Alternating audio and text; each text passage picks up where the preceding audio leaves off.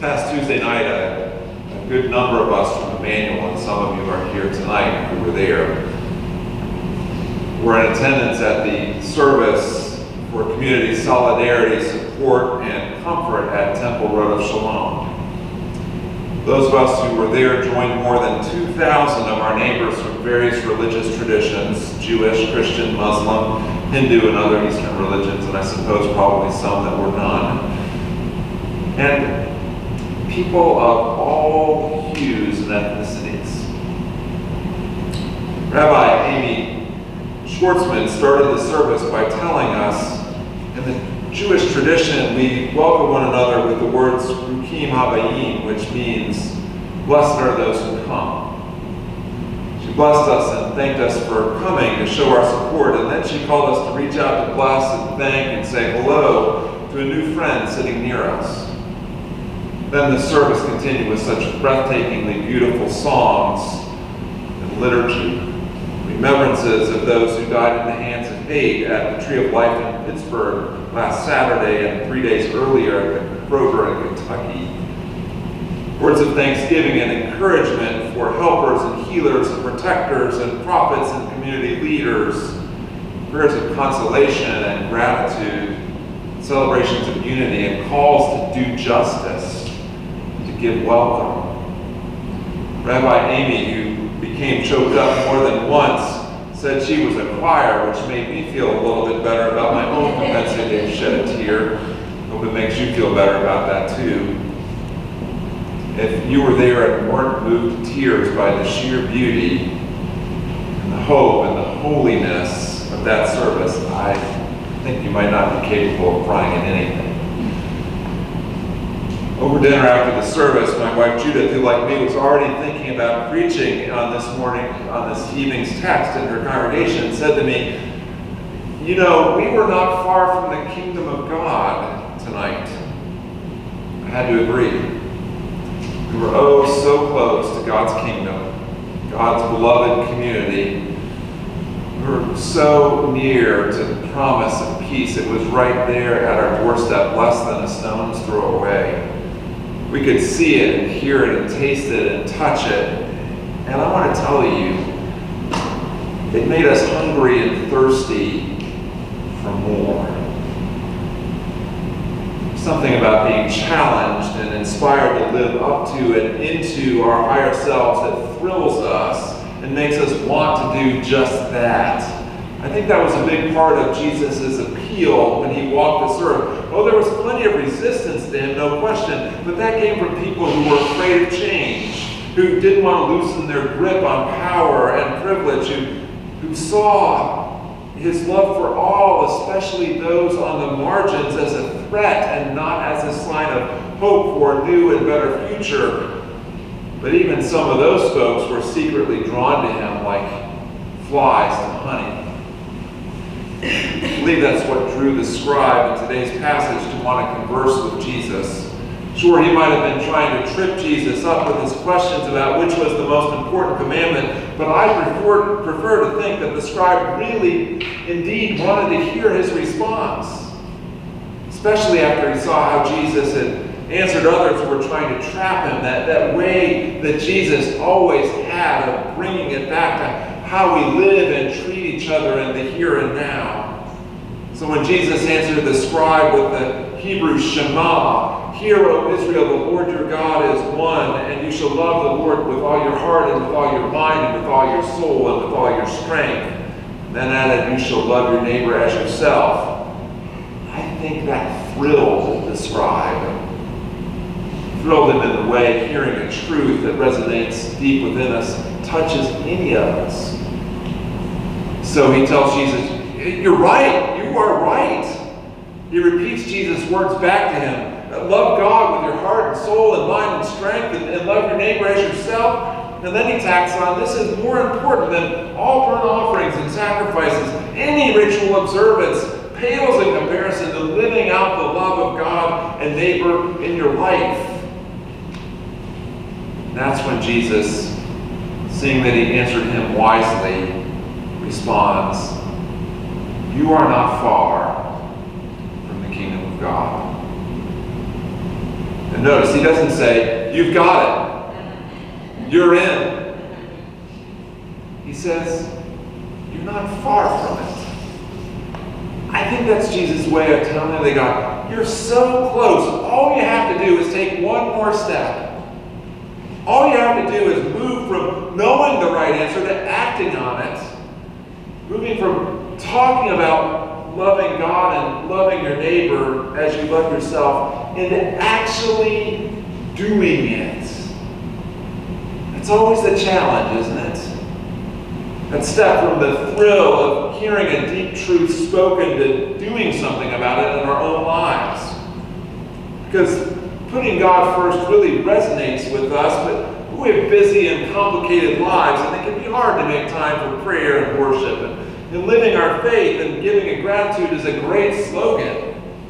And God knows we have a lot to be grateful for, not least of which is what God is doing at Emmanuel. But increasing our own commitment and thankful trust, well, maybe somebody else can do that. And loving our neighbor, well, that's great and all. What about when it's inconvenient? What about when our neighbor is hard to love for any one of a million reasons? What about when they lash out in pain?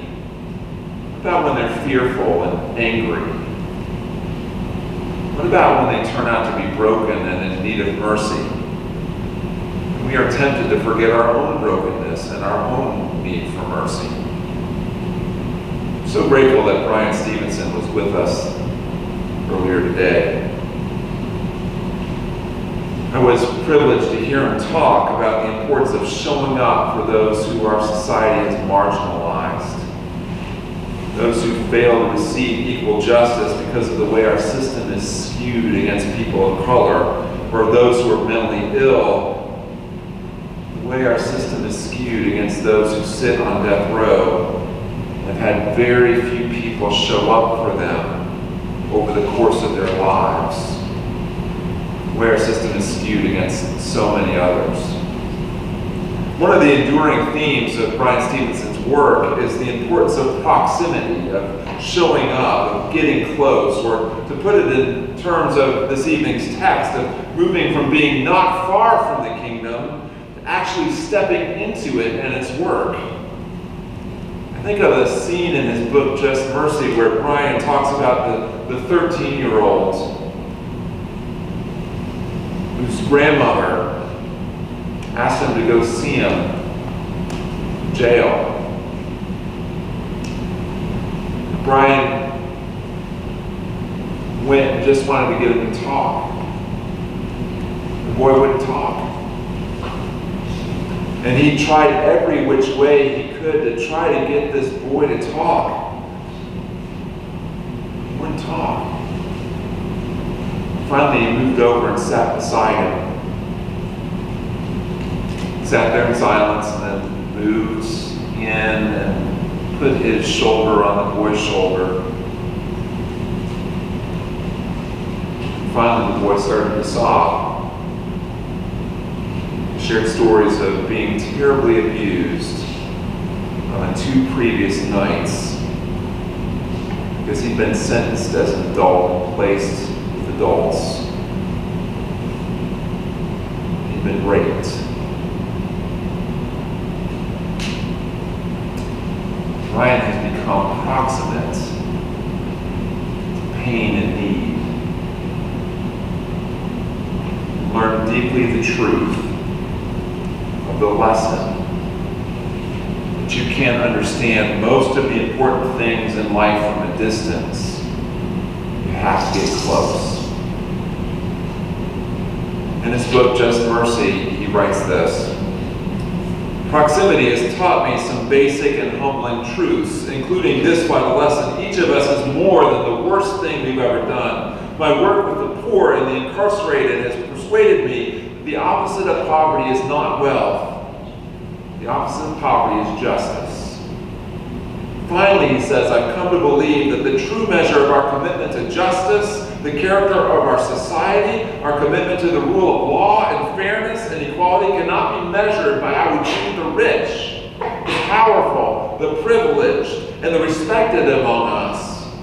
The true measure of our character is how we treat the poor, the disfavored, the accused, the incarcerated, and the condemned. When we hear words like that and we resonate with them, we are not far from the kingdom. But when they cause us to live and act in a different way, to be there for others, to stand up and let our voice be heard for justice, to treat the poor, the accused, the incarcerated, and the condemned with mercy and justice, well, when we do that, we've actually stepped into the kingdom. It's the move from thinking that somebody somewhere should do something to help the homeless, to signing up to volunteer at our hypothermia shelter and letting that proximity launch you into looking for more opportunities to make a difference for people who are homeless, people who have names and stories. It's the move from reading Brian Stevenson's book to taking action on what you've read. It's the move from attending a wonderful service of unity and comfort to actively continuing the work of unity and comfort amidst diversity after the service is over. One last thought. Tonight is our All Saints observance here. So after we share communion together, we'll be hearing the names of our loved ones who died in the past year read. There are quite a few of them, many of whom had quite an impact on Emmanuel, directly or indirectly. As you hear those names read,